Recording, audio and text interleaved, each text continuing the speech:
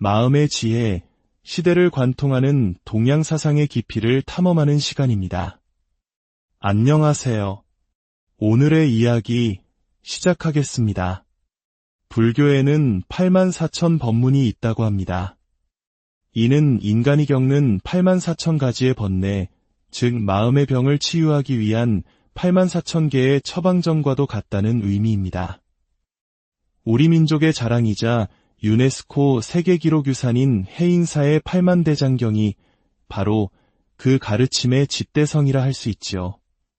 많은 사람들은 이 8만대장경이라는 거대한 경전 안에 절대적인 진리가 담겨 있다고 믿습니다. 그 경전의 글자 하나하나를 법 그 자체로 여기고 소중히 간직하며 그 안에 자신을 구원할 약과 진리가 있다고 생각합니다. 그래서 예로부터 사람들은 경전을 베껴 쓰는 사경을 공덕으로 여겼고 경전을 목숨처럼 지키며 만약 이것이 사라지기라도 하면 부처님의 법이 세상에서 영영 사라질 것처럼 애지중지했습니다. 하지만 여기서 우리는 한 가지 근본적인 질문에 부딪히게 됩니다. 만약 경전 그 자체가 깨달음의 열쇠라면 왜 인류 역사상 그토록 오랜 세월 동안 깨달은 이는 드물었을까요? 부처님 당시나 선의 황금기에는 수많은 이들이 깨달음을 얻었지만 그 이후 수천 년의 시간 동안 경전은 늘 우리 곁에 있었음에도 불구하고 깨달은 사람은 극히 희박했습니다. 어째서일까요? 84,000가지나 되는 그 방대한 가르침이 있었는데도 어째서 사람들은 깨닫지 못했을까요? 그 이유는 놀랍게도 우리 자신의 마음에 있습니다. 경전이 아무리 위대한 가르침을 담고 있다 한들 우리 중생은 결국 자신의 생각, 자신의 분별심이라는 필터를 통해 그 가르침을 해석하기 때문입니다. 우리는 부처님의 말씀을 있는 그대로 받아들이는 것이 아니라 자신의 경험과 지식, 판단을 덧붙여 재해석한 뒤 그것을 부처님의 가르침이라고 착각합니다. 하지만 그 재해석 속에는 진리가 없습니다. 오직 나의 생각만이 있을 뿐입니다. 중생의 마음으로 부처님의 가르침을 해석한 결과물은 결국 또 다른 중생의 마음일 뿐 부처님의 마음이 아닙니다. 분별하는 마음으로 아무리 분별 없음의 경지를 기가 막히게 설명한다 한들 그것은 분별의 유희일 뿐입니다. 이 분별이라는 감옥은 너무나도 견고해서 죽음으로도 벗어날 수 없습니다. 마치 이런 것과 같습니다. 태어나서 한 번도 사과를 보거나 맛본 적이 없는 사람에게 사과에 대해 설명한다고 상상해 보십시오. 사과는 둥글고 붉은 빛을 띠며 한 입 빼어 물면 새콤하면서도 달콤한 과즙이 터져 나온다. 고 1000페이지에 달하는 논문으로 설명해 줄 수는 있겠지요. 그 사람은 사과에 대해 머리로는 완벽하게 이해할 것입니다. 하지만 과연 그가 사과를 맛보았다고 할 수 있을까요? 깨달음이란 바로 이와 같습니다. 그것은 머리로 이해하는 것이 아니라 온몸으로 체험하고 직접 맛보는 것입니다. 똑같이 사과에 대한 설명을 들어도 100명의 사람이 있다면 그들이 머릿속에 그리는 새콤함과 달콤함의 맛은 저마다 다를 것입니다. 행복이라는 단어도 마찬가지입니다. 우리는 모두 행복을 원하지만 각자가 그리는 행복의 모습은 전부 다릅니다. 어떤 이에게 행복은 돈이고 어떤 이에게는 가족과의 시간이며 또 다른 이에게는 명예일 수 있습니다. 불교에서는 이것을 상온이라 부릅니다. 우리는 행복이라는 이름의 저마다 자신만의 모양, 즉 상을 덧씌워 규정합니다. 그리고 자신이 쌓아올린 그 관념의 틀 안에서 세상을 이해합니다. 8만대장경 역시 언어로 이루어져 있습니다. 그 하나하나의 언어와 문장에 대해 우리는 각자 다른 상을 가지고 해석합니다. 그러니 어찌 부처님께서 언어와 개념을 넘어 가리키고자 하셨던 그 궁극의 지점에 닿을 수 있겠습니까? 허망한 개념과 표상만을 가지고는 결코 허망하지 않은 진실을 체험할 수 없습니다. 그렇기에 대장경은 2500년 동안 존재했지만 경전만 읽고 홀로 깨달은 사람은 거의 없었습니다. 깨달은 사람은 언제나 깨달은 스승이 존재했던 시대에만 나타났습니다. 부처님이 계셨기에 제자들이 깨달았고 이대한 선사들이 있었기에 그 아래에서 수많은 제자들이 깨달음의 꽃을 피울 수 있었습니다. 이것은 마치 수학을 가르치는 두 종류의 강사와 같습니다. 한 강사는 유머 감각이 뛰어나고 말솜씨가 화려해서 어려운 공식을 쉽게 암기하는 비법을 가르쳐줍니다. 학생들은 재미있게 수업을 듣고 당장의 시험 성적은 오를 수 있습니다. 하지만 또 다른 강사는 그 공식이 왜 그렇게 만들어졌는지, 그 근본 원리가 무엇인지를 문화적, 역사적 배경까지 아우르며 설명해줍니다. 그의 수업을 들은 학생은 문법을 암기하는 것이 아니라 언어의 원리를 체득하게 됩니다. 진짜 문법에는 외워야 할 문법이 없다는 것을 깨닫게 되는 것입니다. 진정한 스승의 법문은 후자와 같습니다. 깨달음을 얻은 이가 하는 말과 경전을 연구하여 지식으로 말하는 것은 설령 그 내용이 토시 하나 다르지 않다 하더라도 완전히 다릅니다. 말의 톤, 눈빛, 그 안에 담긴 비언어적인 모든 것들이 듣는 이의 마음을, 분별심을 넘어선 자리로 이끌기 때문입니다. 깨달은 스승을 만나는 것이 깨달음의 전부라는 부처님의 말씀은 바로 이런 의미입니다. 스승이 없는 시대에 혼자 깨닫는 것은 거의 불가능에 가깝습니다. 하지만 놀랍게도 깨달은 스승을 만난 제자들은 마치 기적처럼 별다른 노력 없이 거저 깨달음을 얻기도 합니다. 그저 스승의 법문에 온전히 몰입했을 뿐인데 스승이 뿜어내는 그 분위기와 기운이 저절로 제자의 분별심을 쉬게 하고 개념의 감옥에서 벗어나게 만들어줍니다. 제자가 할 일은 아무것도 없습니다. 그저 듣겠다는 마음 하나로 그 자리에 앉아있기만 하면 스승이 모든 것을 떠먹여주는 것과 같습니다. 사실 그 자리에 오기까지의 과정조차 내가 한 것이 아닐지도 모릅니다. 이 무더운 여름날 온갖 귀찮음을 무릅쓰고 굳이 시간을 내어 법문을 듣기 위해 이 자리에 앉아있는 것, 그것은 나의 작은 자아, 즉 아상의 의지가 아닙니다. 논리적으로는 도저히 설명할 수 없는 나도 모르는 내 안에 깊은 어떤 마음, 진정한 고향을 그리워하는 그 간절함이 나를 이곳으로 이끈 것입니다. 억지로 하라면 결코 할 수 없는 일입니다. 저절로 되기에 가능한 일입니다. 이렇듯 깨달음의 공부는 마음에서 마음으로 전해지는 이심전심의 과정입니다. 부처님께서 말없이 꽃 한 송이를 들어 올리셨을 때 오직 가섭존자만이 그 뜻을 알아차리고 미소 지었던 것처럼 말입니다. 만약 이 마음의 빛을 밝히는 이야기가 당신의 가슴에 울림을 준다면 이 법문을 나누는 것은 다른 이들에게 지혜를 선물하는 귀한 법공양이 될 것입니다. 구독과 좋아요를 통해 이 마음의 등불이 더 많은 이들에게 닿을 수 있도록 함께해 주십시오. 이 작은 실천이 당신의 삶에 한없는 공덕과 평온을 가져다 주기를 기원합니다. 우리는 평생을 모양의 세계, 즉 상의 세계에 속아 살아갑니다. 돈, 명예, 외모, 지위와 같은 모양을 좇으며 그것이 실제한다고 믿습니다. 잘난 사람 앞에서는 주눅이 들고 못난 사람 앞에서는 우월감을 느낍니다. 하지만 이 모든 것은 실체가 없는 분별의 그림자일 뿐입니다. 수백억짜리 집에 사는 사람이라고 해서 무엇을 먹을지 고민하지 않겠으며 우리와 똑같은 분별심 속에서 살지 않겠습니까? 이 공부는 그 모든 상이 아님을 분명히 알아가는 과정입니다. 현실의 괴로움은 여전히 존재합니다. 가족이 아프면 함께 아파하고 눈물 흘리며 문제를 해결하기 위해 병원을 뛰어다니고 할 수 있는 모든 것을 합니다.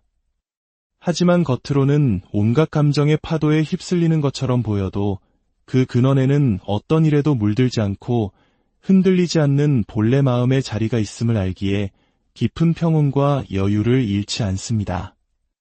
가장 사랑하는 사람이 죽음을 앞두고 있다 해도 머리로 하는 불생불멸이 아니라 체득된 불생불멸의 자리에 뿌리 내리고 있기에 슬픔 속에서도 무너지지 않는 깊은 중심이 있습니다.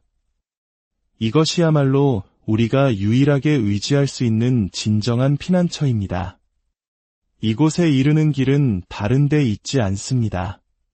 더 이상 분별의 세계, 모양의 세계에 속지 않겠다는 간절한 마음, 그 분별심과 작별하겠다는 출리심 하나면 충분합니다.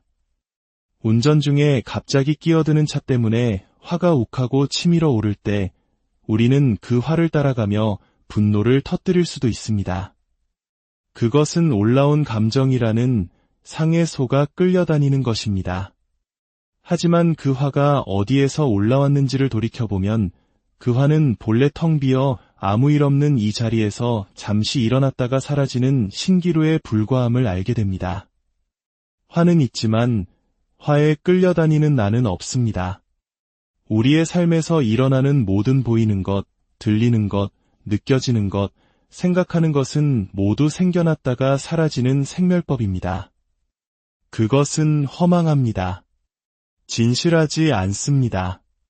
하지만 그 모든 것이 생겨나고 사라지는 것을 멀치리와 지켜보고 있는 이 마음은 어떻습니까? 갓난아기 때의 몸, 10대의 몸, 30대의 몸은 모두 왔다 갔지만 나는 단 한 번도 왔다 간 적이 없습니다. 수만 가지 생각이 왔다 가지만 그 생각을 비추는 이 마음은 늘 한결같습니다. 이것은 영화가 상영되는 스크린과 같습니다. 스크린 위에서는 온갖 슬픈 이야기, 기쁜 이야기, 전쟁 장면이 펼쳐지지만 스크린 자체는 그 어떤 장면에도 물들지 않습니다. 우리의 본래 마음이 바로 이 스크린과 같습니다. 그렇다면 어떻게 이 마음을 확인할 수 있을까요? 모양을 여의면 됩니다.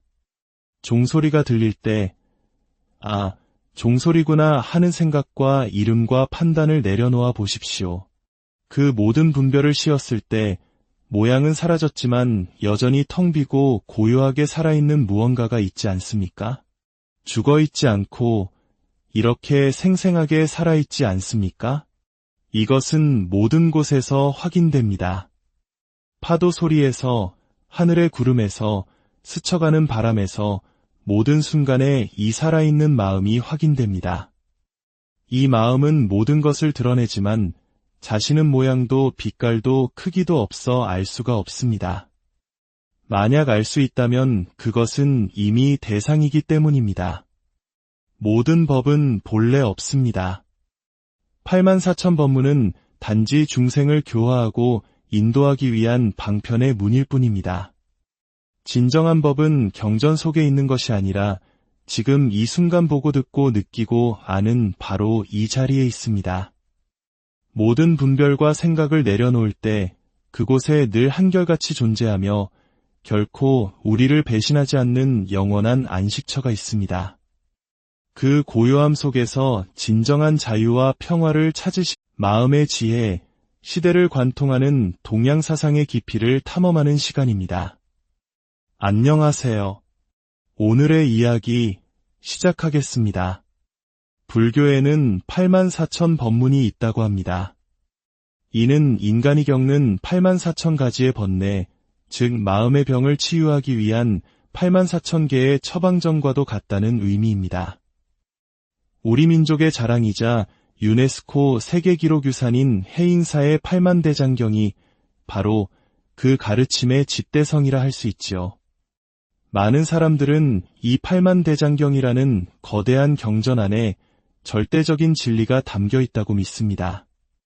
그 경전의 글자 하나하나를 법 그 자체로 여기고 소중히 간직하며 그 안에 자신을 구원할 약과 진리가 있다고 생각합니다.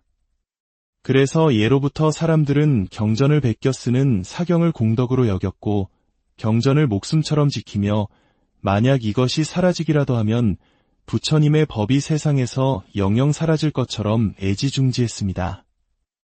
하지만 여기서 우리는 한 가지 근본적인 질문에 부딪히게 됩니다. 만약 경전 그 자체가 깨달음의 열쇠라면 왜 인류 역사상 그토록 오랜 세월 동안 깨달은 이는 드물었을까요? 부처님 당시나 선의 황금기에는 수많은 이들이 깨달음을 얻었지만 그 이후 수천 년의 시간 동안 경전은 늘 우리 곁에 있었음에도 불구하고 깨달은 사람은 극히 희박했습니다. 어째서일까요?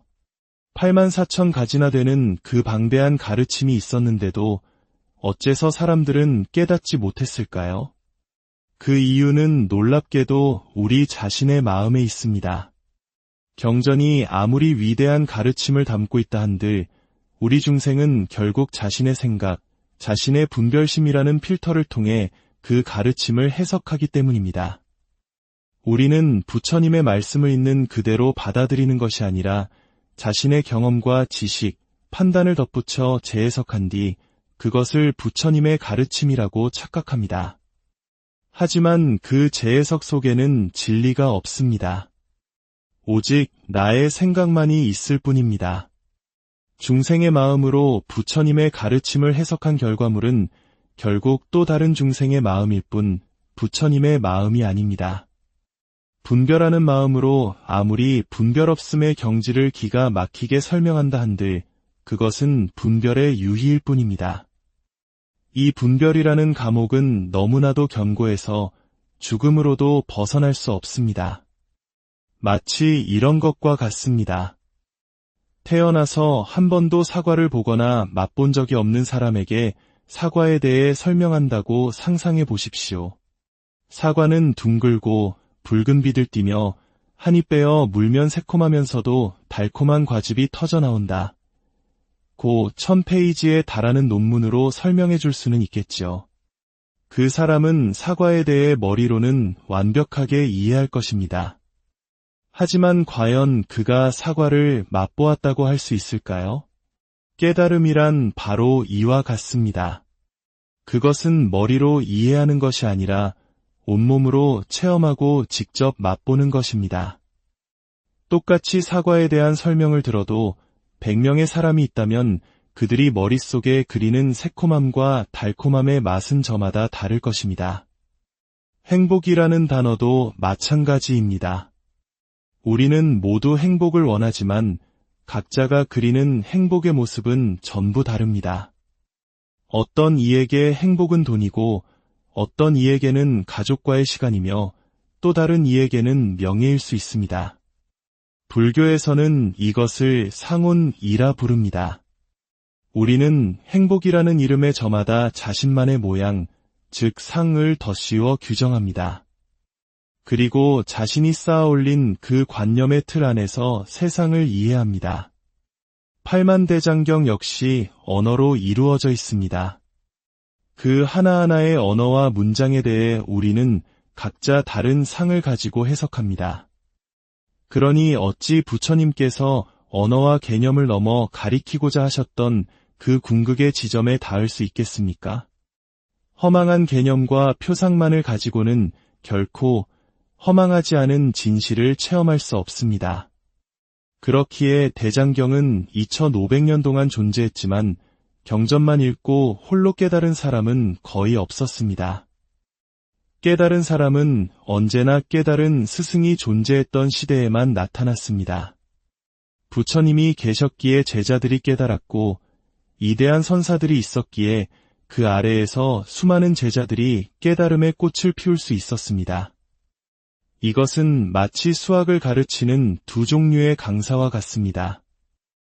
한 강사는 유머 감각이 뛰어나고 말솜씨가 화려해서 어려운 공식을 쉽게 암기하는 비법을 가르쳐줍니다. 학생들은 재미있게 수업을 듣고 당장의 시험 성적은 오를 수 있습니다. 하지만 또 다른 강사는 그 공식이 왜 그렇게 만들어졌는지, 그 근본 원리가 무엇인지를 문화적, 역사적 배경까지 아우르며 설명해줍니다. 그의 수업을 들은 학생은 문법을 암기하는 것이 아니라 언어의 원리를 체득하게 됩니다. 진짜 문법에는 외워야 할 문법이 없다는 것을 깨닫게 되는 것입니다. 진정한 스승의 법문은 후자와 같습니다.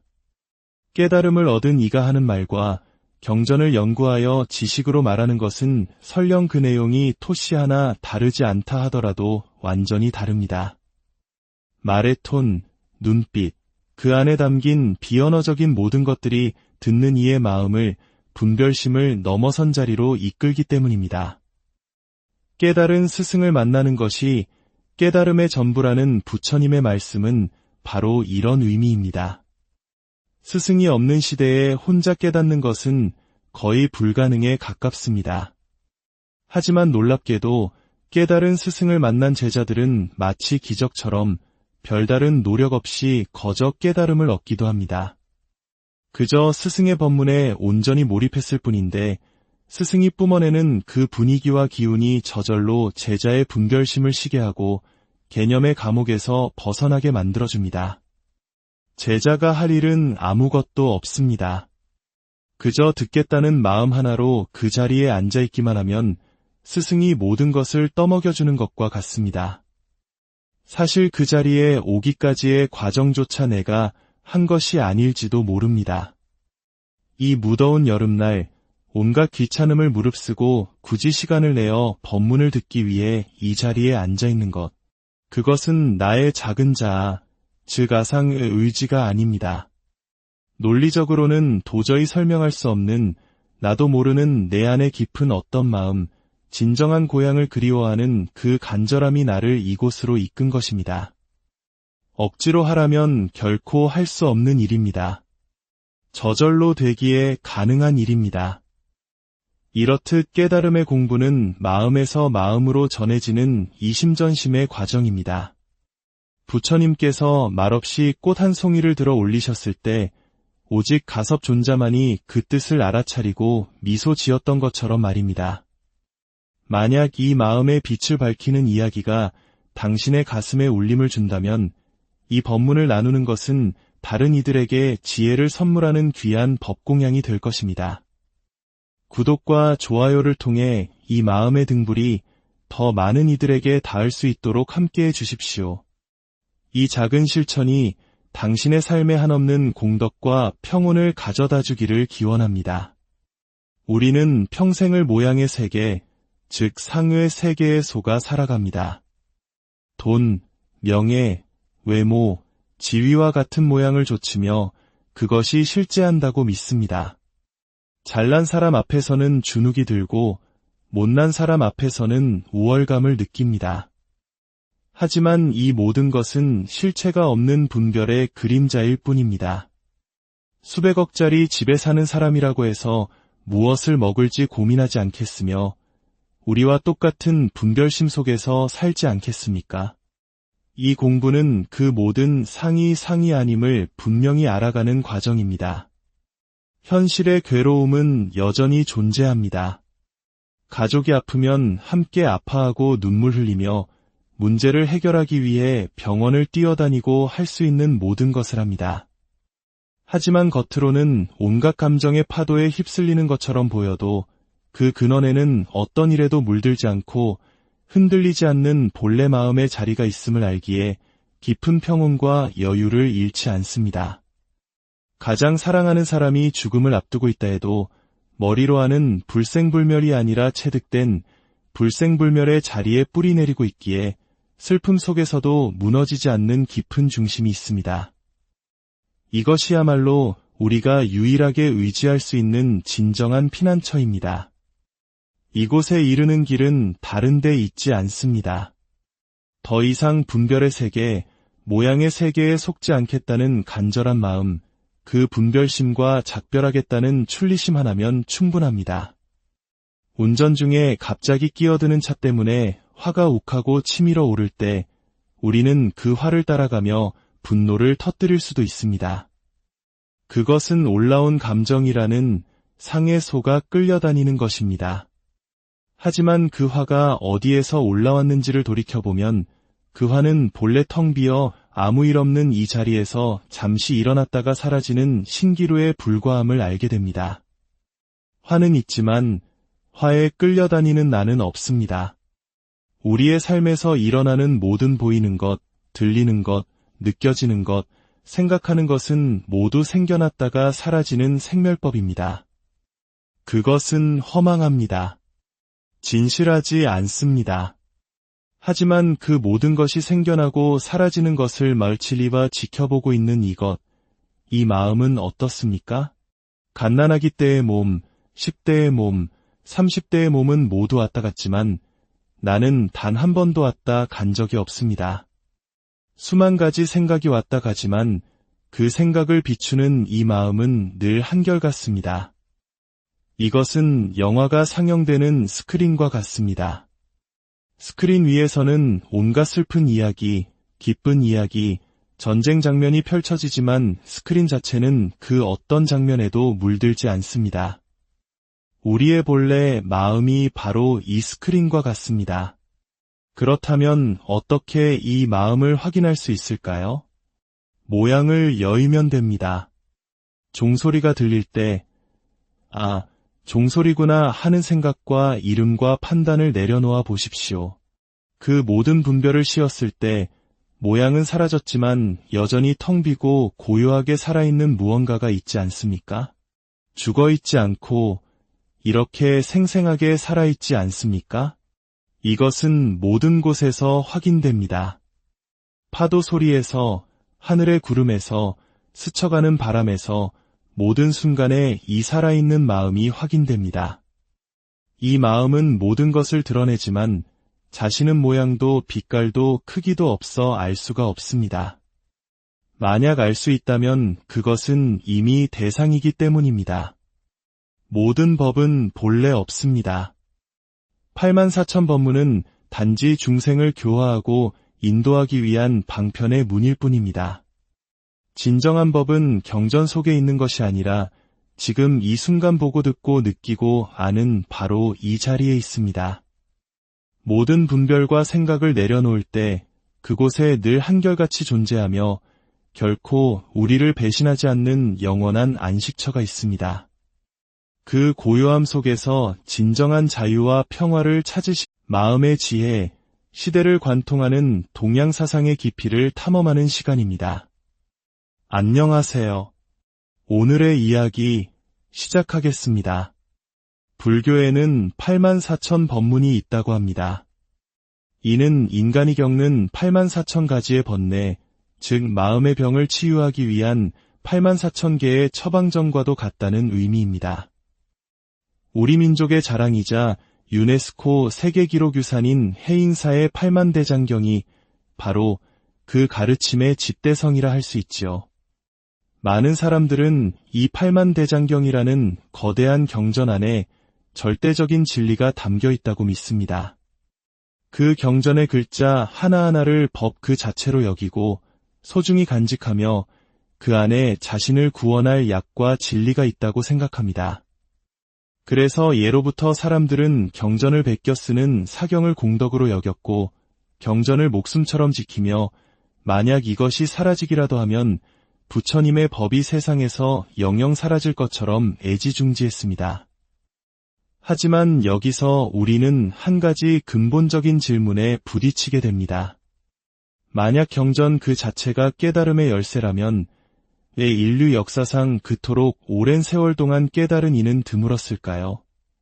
부처님 당시나 선의 황금기에는 수많은 이들이 깨달음을 얻었지만 그 이후 수천 년의 시간 동안 경전은 늘 우리 곁에 있었음에도 불구하고 깨달은 사람은 극히 희박했습니다. 어째서일까요? 84,000가지나 되는 그 방대한 가르침이 있었는데도 어째서 사람들은 깨닫지 못했을까요? 그 이유는 놀랍게도 우리 자신의 마음에 있습니다. 경전이 아무리 위대한 가르침을 담고 있다 한들 우리 중생은 결국 자신의 생각, 자신의 분별심이라는 필터를 통해 그 가르침을 해석하기 때문입니다. 우리는 부처님의 말씀을 있는 그대로 받아들이는 것이 아니라 자신의 경험과 지식, 판단을 덧붙여 재해석한 뒤 그것을 부처님의 가르침이라고 착각합니다. 하지만 그 재해석 속에는 진리가 없습니다. 오직 나의 생각만이 있을 뿐입니다. 중생의 마음으로 부처님의 가르침을 해석한 결과물은 결국 또 다른 중생의 마음일 뿐 부처님의 마음이 아닙니다. 분별하는 마음으로 아무리 분별 없음의 경지를 기가 막히게 설명한다 한들 그것은 분별의 유희일 뿐입니다. 이 분별이라는 감옥은 너무나도 견고해서 죽음으로도 벗어날 수 없습니다. 마치 이런 것과 같습니다. 태어나서 한 번도 사과를 보거나 맛본 적이 없는 사람에게 사과에 대해 설명한다고 상상해 보십시오. 사과는 둥글고 붉은 빛을 띠며 한입 빼어 물면 새콤하면서도 달콤한 과즙이 터져 나온다. 고 1000페이지에 달하는 논문으로 설명해 줄 수는 있겠지요. 그 사람은 사과에 대해 머리로는 완벽하게 이해할 것입니다. 하지만 과연 그가 사과를 맛보았다고 할 수 있을까요? 깨달음이란 바로 이와 같습니다. 그것은 머리로 이해하는 것이 아니라 온몸으로 체험하고 직접 맛보는 것입니다. 똑같이 사과에 대한 설명을 들어도 100명의 사람이 있다면 그들이 머릿속에 그리는 새콤함과 달콤함의 맛은 저마다 다를 것입니다. 행복이라는 단어도 마찬가지입니다. 우리는 모두 행복을 원하지만 각자가 그리는 행복의 모습은 전부 다릅니다. 어떤 이에게 행복은 돈이고 어떤 이에게는 가족과의 시간이며 또 다른 이에게는 명예일 수 있습니다. 불교에서는 이것을 상온이라 부릅니다. 우리는 행복이라는 이름의 저마다 자신만의 모양, 즉 상을 덧씌워 규정합니다. 그리고 자신이 쌓아올린 그 관념의 틀 안에서 세상을 이해합니다. 팔만대장경 역시 언어로 이루어져 있습니다. 그 하나하나의 언어와 문장에 대해 우리는 각자 다른 상을 가지고 해석합니다. 그러니 어찌 부처님께서 언어와 개념을 넘어 가리키고자 하셨던 그 궁극의 지점에 닿을 수 있겠습니까? 허망한 개념과 표상만을 가지고는 결코 허망하지 않은 진실을 체험할 수 없습니다. 그렇기에 대장경은 2500년 동안 존재했지만 경전만 읽고 홀로 깨달은 사람은 거의 없었습니다. 깨달은 사람은 언제나 깨달은 스승이 존재했던 시대에만 나타났습니다. 부처님이 계셨기에 제자들이 깨달았고 이대한 선사들이 있었기에 그 아래에서 수많은 제자들이 깨달음의 꽃을 피울 수 있었습니다. 이것은 마치 수학을 가르치는 두 종류의 강사와 같습니다. 한 강사는 유머 감각이 뛰어나고 말솜씨가 화려해서 어려운 공식을 쉽게 암기하는 비법을 가르쳐줍니다. 학생들은 재미있게 수업을 듣고 당장의 시험 성적은 오를 수 있습니다. 하지만 또 다른 강사는 그 공식이 왜 그렇게 만들어졌는지, 그 근본 원리가 무엇인지를 문화적, 역사적 배경까지 아우르며 설명해줍니다. 그의 수업을 들은 학생은 문법을 암기하는 것이 아니라 언어의 원리를 체득하게 됩니다. 진짜 문법에는 외워야 할 문법이 없다는 것을 깨닫게 되는 것입니다. 진정한 스승의 법문은 후자와 같습니다. 깨달음을 얻은 이가 하는 말과 경전을 연구하여 지식으로 말하는 것은 설령 그 내용이 토시 하나 다르지 않다 하더라도 완전히 다릅니다. 말의 톤, 눈빛, 그 안에 담긴 비언어적인 모든 것들이 듣는 이의 마음을, 분별심을 넘어선 자리로 이끌기 때문입니다. 깨달은 스승을 만나는 것이 깨달음의 전부라는 부처님의 말씀은 바로 이런 의미입니다. 스승이 없는 시대에 혼자 깨닫는 것은 거의 불가능에 가깝습니다. 하지만 놀랍게도 깨달은 스승을 만난 제자들은 마치 기적처럼 별다른 노력 없이 거저 깨달음을 얻기도 합니다. 그저 스승의 법문에 온전히 몰입했을 뿐인데 스승이 뿜어내는 그 분위기와 기운이 저절로 제자의 분별심을 쉬게 하고 개념의 감옥에서 벗어나게 만들어줍니다. 제자가 할 일은 아무것도 없습니다. 그저 듣겠다는 마음 하나로 그 자리에 앉아있기만 하면 스승이 모든 것을 떠먹여주는 것과 같습니다. 사실 그 자리에 오기까지의 과정조차 내가 한 것이 아닐지도 모릅니다. 이 무더운 여름날 온갖 귀찮음을 무릅쓰고 굳이 시간을 내어 법문을 듣기 위해 이 자리에 앉아있는 것. 그것은 나의 작은 자아, 즉 아상의 의지가 아닙니다. 논리적으로는 도저히 설명할 수 없는 나도 모르는 내 안에 깊은 어떤 마음, 진정한 고향을 그리워하는 그 간절함이 나를 이곳으로 이끈 것입니다. 억지로 하라면 결코 할 수 없는 일입니다. 저절로 되기에 가능한 일입니다. 이렇듯 깨달음의 공부는 마음에서 마음으로 전해지는 이심전심의 과정입니다. 부처님께서 말없이 꽃 한 송이를 들어 올리셨을 때 오직 가섭존자만이 그 뜻을 알아차리고 미소 지었던 것처럼 말입니다. 만약 이 마음의 빛을 밝히는 이야기가 당신의 가슴에 울림을 준다면 이 법문을 나누는 것은 다른 이들에게 지혜를 선물하는 귀한 법공양이 될 것입니다. 구독과 좋아요를 통해 이 마음의 등불이 더 많은 이들에게 닿을 수 있도록 함께해 주십시오. 이 작은 실천이 당신의 삶에 한없는 공덕과 평온을 가져다 주기를 기원합니다. 우리는 평생을 모양의 세계, 즉 상의 세계에 속아 살아갑니다. 돈, 명예, 외모, 지위와 같은 모양을 좇으며 그것이 실제한다고 믿습니다. 잘난 사람 앞에서는 주눅이 들고 못난 사람 앞에서는 우월감을 느낍니다. 하지만 이 모든 것은 실체가 없는 분별의 그림자일 뿐입니다. 수백억짜리 집에 사는 사람이라고 해서 무엇을 먹을지 고민하지 않겠으며 우리와 똑같은 분별심 속에서 살지 않겠습니까? 이 공부는 그 모든 상이 아님을 분명히 알아가는 과정입니다. 현실의 괴로움은 여전히 존재합니다. 가족이 아프면 함께 아파하고 눈물 흘리며 문제를 해결하기 위해 병원을 뛰어다니고 할 수 있는 모든 것을 합니다. 하지만 겉으로는 온갖 감정의 파도에 휩쓸리는 것처럼 보여도 그 근원에는 어떤 일에도 물들지 않고 흔들리지 않는 본래 마음의 자리가 있음을 알기에 깊은 평온과 여유를 잃지 않습니다. 가장 사랑하는 사람이 죽음을 앞두고 있다 해도 머리로 하는 불생불멸이 아니라 체득된 불생불멸의 자리에 뿌리 내리고 있기에 슬픔 속에서도 무너지지 않는 깊은 중심이 있습니다. 이것이야말로 우리가 유일하게 의지할 수 있는 진정한 피난처입니다. 이곳에 이르는 길은 다른 데 있지 않습니다. 더 이상 분별의 세계, 모양의 세계에 속지 않겠다는 간절한 마음, 그 분별심과 작별하겠다는 출리심 하나면 충분합니다. 운전 중에 갑자기 끼어드는 차 때문에 화가 욱하고 치밀어 오를 때 우리는 그 화를 따라가며 분노를 터뜨릴 수도 있습니다.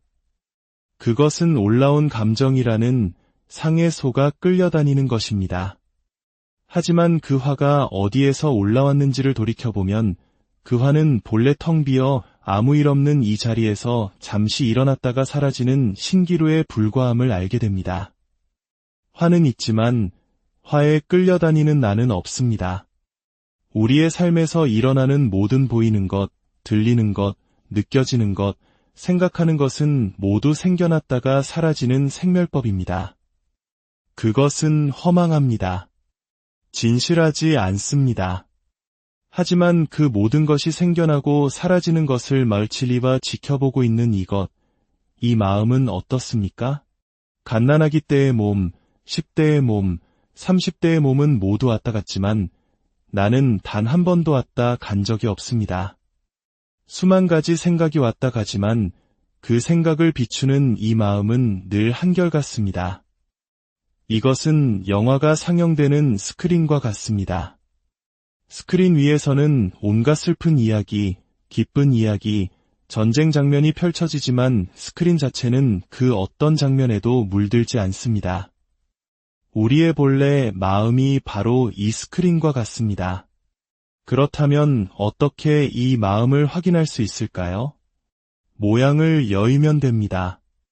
종소리가 들릴 때, 아, 종소리구나 하는 생각과 이름과 판단을 내려놓아 보십시오. 그 모든 분별을 씌웠을 때 모양은 사라졌지만 여전히 텅 비고 고요하게 살아있는 무언가가 있지 않습니까? 죽어있지 않고 이렇게 생생하게 살아있지 않습니까? 이것은 모든 곳에서 확인됩니다. 파도 소리에서, 하늘의 구름에서, 스쳐가는 바람에서 모든 순간에 이 살아있는 마음이 확인됩니다. 이 마음은 모든 것을 드러내지만 자신은 모양도 빛깔도 크기도 없어 알 수가 없습니다. 만약 알 수 있다면 그것은 이미 대상이기 때문입니다. 모든 법은 본래 없습니다. 84,000법문은 단지 중생을 교화하고 인도하기 위한 방편의 문일 뿐입니다. 진정한 법은 경전 속에 있는 것이 아니라 지금 이 순간 보고 듣고 느끼고 아는 바로 이 자리에 있습니다. 모든 분별과 생각을 내려놓을 때 그곳에 늘 한결같이 존재하며 결코 우리를 배신하지 않는 영원한 안식처가 있습니다. 그 고요함 속에서 진정한 자유와 평화를 찾으시 마음의 지혜, 시대를 관통하는 동양사상의 깊이를 탐험하는 시간입니다. 안녕하세요. 오늘의 이야기 시작하겠습니다. 불교에는 84,000법문이 있다고 합니다. 이는 인간이 겪는 84,000가지의 번뇌, 즉 마음의 병을 치유하기 위한 84,000개의 처방전과도 같다는 의미입니다. 우리 민족의 자랑이자 유네스코 세계기록유산인 해인사의 8만대장경이 바로 그 가르침의 집대성이라 할 수 있지요. 많은 사람들은 이 8만대장경이라는 거대한 경전 안에 절대적인 진리가 담겨 있다고 믿습니다. 그 경전의 글자 하나하나를 법 그 자체로 여기고 소중히 간직하며 그 안에 자신을 구원할 약과 진리가 있다고 생각합니다. 그래서 예로부터 사람들은 경전을 베껴 쓰는 사경을 공덕으로 여겼고 경전을 목숨처럼 지키며 만약 이것이 사라지기라도 하면 부처님의 법이 세상에서 영영 사라질 것처럼 애지중지했습니다. 하지만 여기서 우리는 한 가지 근본적인 질문에 부딪히게 됩니다. 만약 경전 그 자체가 깨달음의 열쇠라면 왜 인류 역사상 그토록 오랜 세월 동안 깨달은 이는 드물었을까요?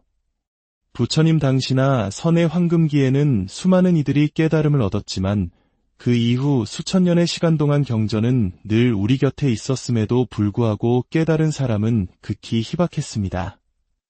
어째서일까요?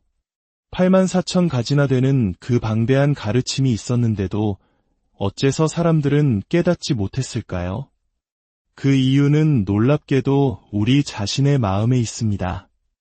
경전이 아무리 위대한 가르침을 담고 있다 한들 우리 중생은 결국 자신의 생각, 자신의 분별심이라는 필터를 통해 그 가르침을 해석하기 때문입니다.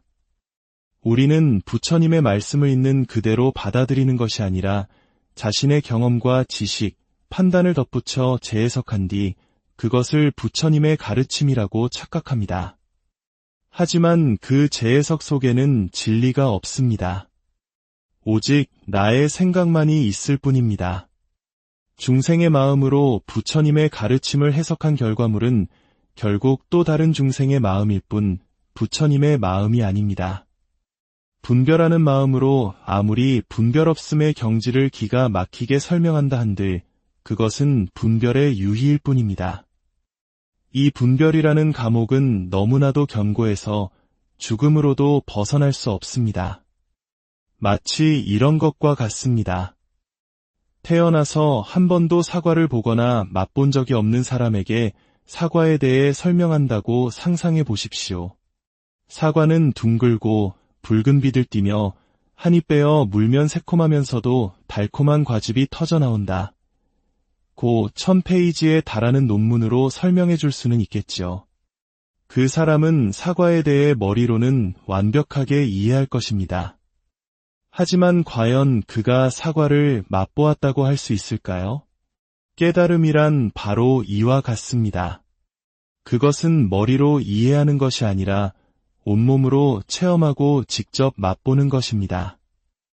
똑같이 사과에 대한 설명을 들어도 100명의 사람이 있다면 그들이 머릿속에 그리는 새콤함과 달콤함의 맛은 저마다 다를 것입니다. 행복이라는 단어도 마찬가지입니다. 우리는 모두 행복을 원하지만 각자가 그리는 행복의 모습은 전부 다릅니다. 어떤 이에게 행복은 돈이고 어떤 이에게는 가족과의 시간이며 또 다른 이에게는 명예일 수 있습니다. 불교에서는 이것을 상온이라 부릅니다. 우리는 행복이라는 이름의 저마다 자신만의 모양, 즉 상을 덧씌워 규정합니다. 그리고 자신이 쌓아올린 그 관념의 틀 안에서 세상을 이해합니다. 팔만대장경 역시 언어로 이루어져 있습니다. 그 하나하나의 언어와 문장에 대해 우리는 각자 다른 상을 가지고 해석합니다. 그러니 어찌 부처님께서 언어와 개념을 넘어 가리키고자 하셨던 그 궁극의 지점에 닿을 수 있겠습니까? 허망한 개념과 표상만을 가지고는 결코 허망하지 않은 진실을 체험할 수 없습니다.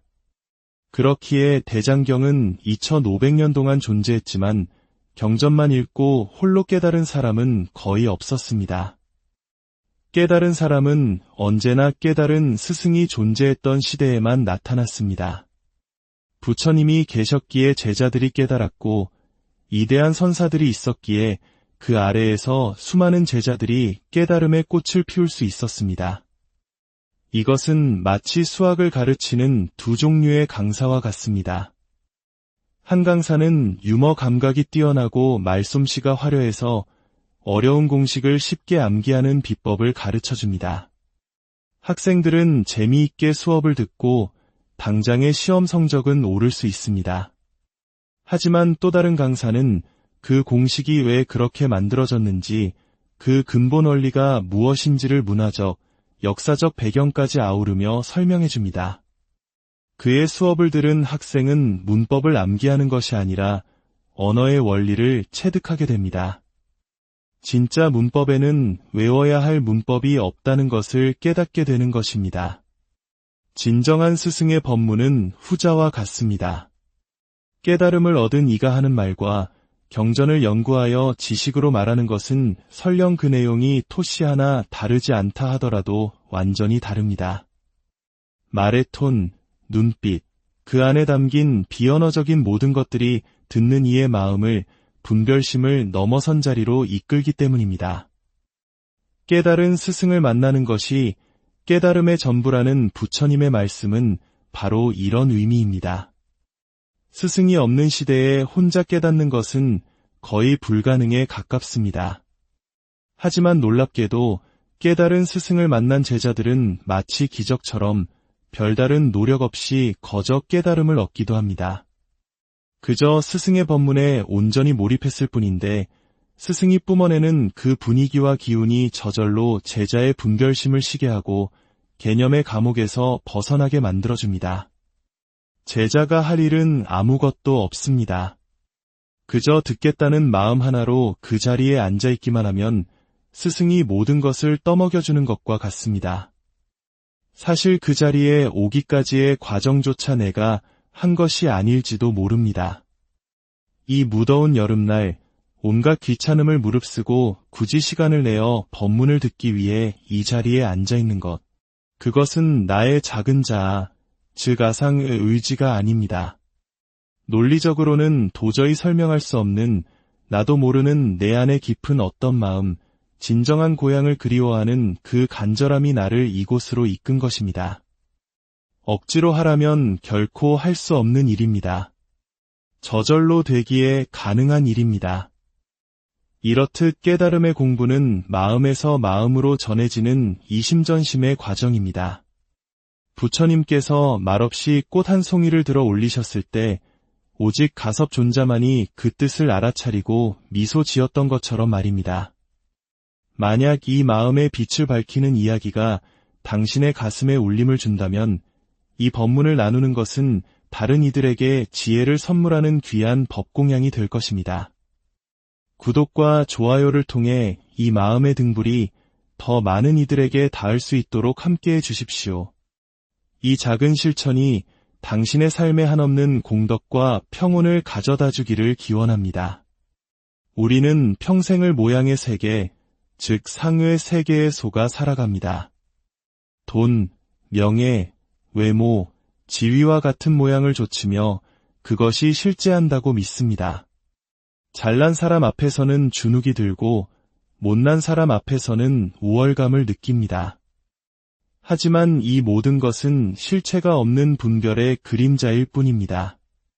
수백억짜리 집에 사는 사람이라고 해서 무엇을 먹을지 고민하지 않겠으며 우리와 똑같은 분별심 속에서 살지 않겠습니까? 이 공부는 그 모든 상이 아님을 분명히 알아가는 과정입니다. 현실의 괴로움은 여전히 존재합니다. 가족이 아프면 함께 아파하고 눈물 흘리며 문제를 해결하기 위해 병원을 뛰어다니고 할 수 있는 모든 것을 합니다.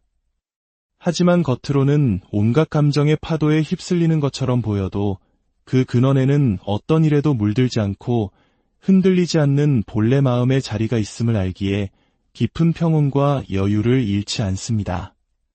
가장 사랑하는 사람이 죽음을 앞두고 있다 해도 머리로 하는 불생불멸이 아니라 체득된 불생불멸의 자리에 뿌리 내리고 있기에 슬픔 속에서도 무너지지 않는 깊은 중심이 있습니다. 이것이야말로 우리가 유일하게 의지할 수 있는 진정한 피난처입니다. 이곳에 이르는 길은 다른 데 있지 않습니다. 더 이상 분별의 세계, 모양의 세계에 속지 않겠다는 간절한 마음, 그 분별심과 작별하겠다는 출리심 하나면 충분합니다. 운전 중에 갑자기 끼어드는 차 때문에 화가 욱하고 치밀어 오를 때 우리는 그 화를 따라가며 분노를 터뜨릴 수도 있습니다. 그것은 올라온 감정이라는 상에 속아 끌려다니는 것입니다. 하지만 그 화가 어디에서 올라왔는지를 돌이켜보면 그 화는 본래 텅 비어 아무 일 없는 이 자리에서 잠시 일어났다가 사라지는 신기루에 불과함을 알게 됩니다. 화는 있지만 화에 끌려다니는 나는 없습니다. 우리의 삶에서 일어나는 모든 보이는 것, 들리는 것, 느껴지는 것, 생각하는 것은 모두 생겨났다가 사라지는 생멸법입니다. 그것은 허망합니다.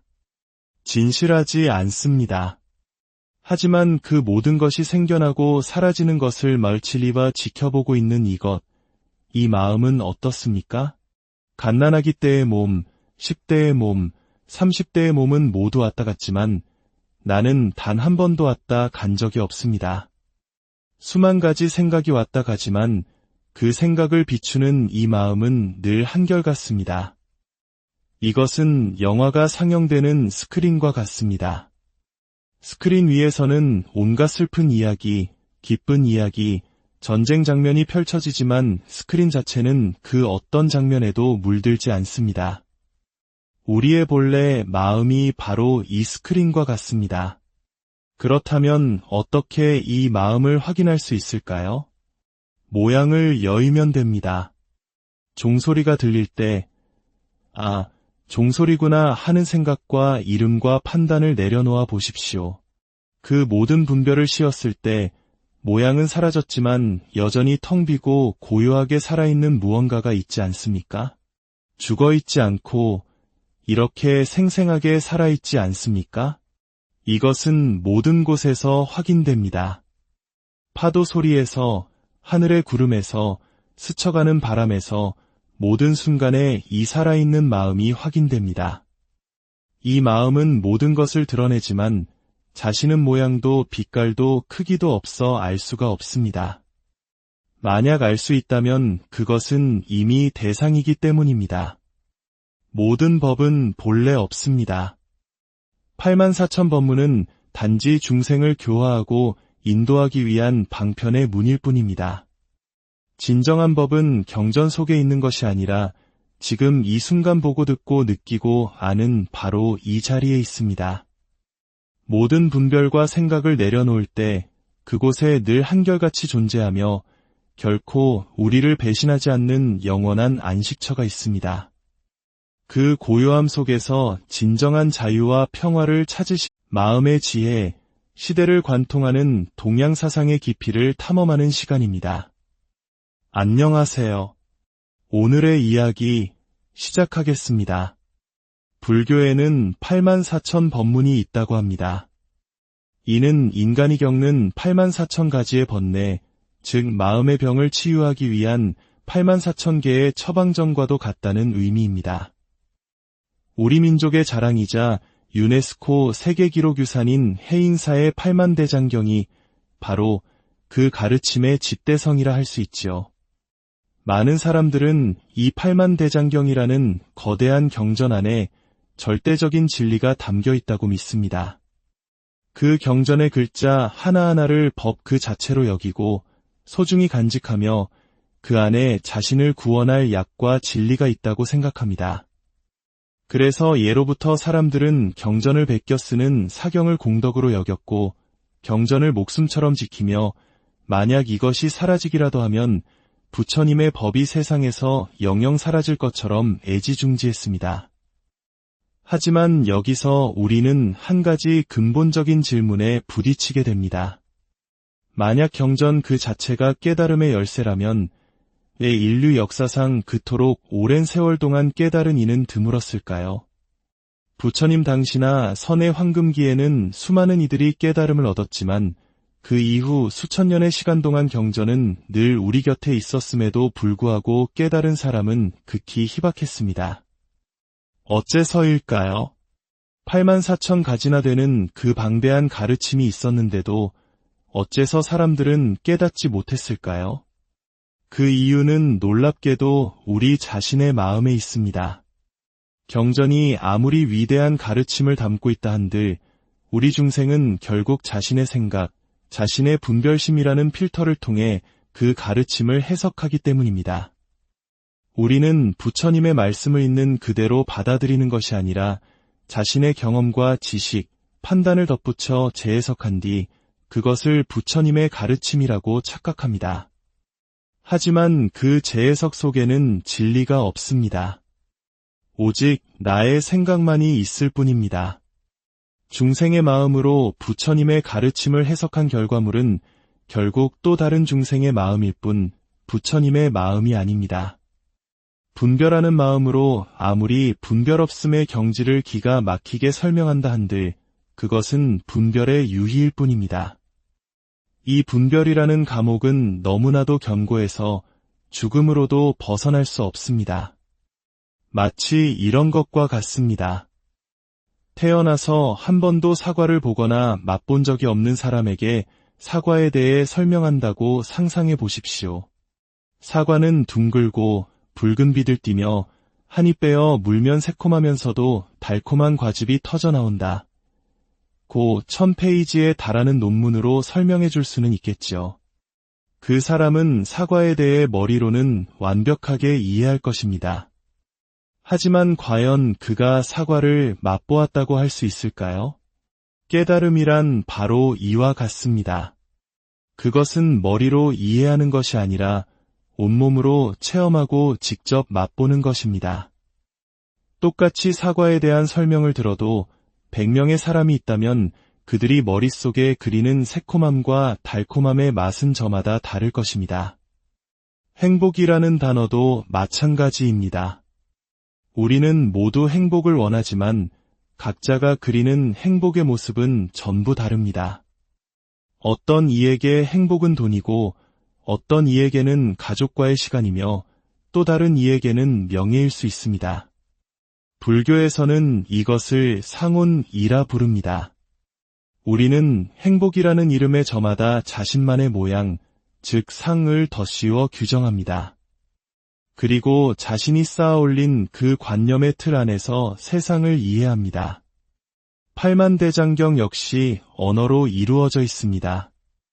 그 하나하나의 언어와 문장에 대해 우리는 각자 다른 상을 가지고 해석합니다.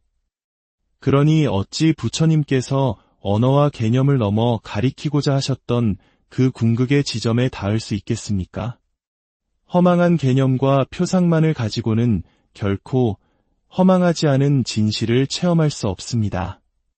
그렇기에 대장경은 2500년 동안 존재했지만 경전만 읽고 홀로 깨달은 사람은 거의 없었습니다. 깨달은 사람은 언제나 깨달은 스승이 존재했던 시대에만 나타났습니다. 부처님이 계셨기에 제자들이 깨달았고 이대한 선사들이 있었기에 그 아래에서 수많은 제자들이 깨달음의 꽃을 피울 수 있었습니다. 이것은 마치 수학을 가르치는 두 종류의 강사와 같습니다. 한 강사는 유머 감각이 뛰어나고 말솜씨가 화려해서 어려운 공식을 쉽게 암기하는 비법을 가르쳐줍니다. 학생들은 재미있게 수업을 듣고 당장의 시험 성적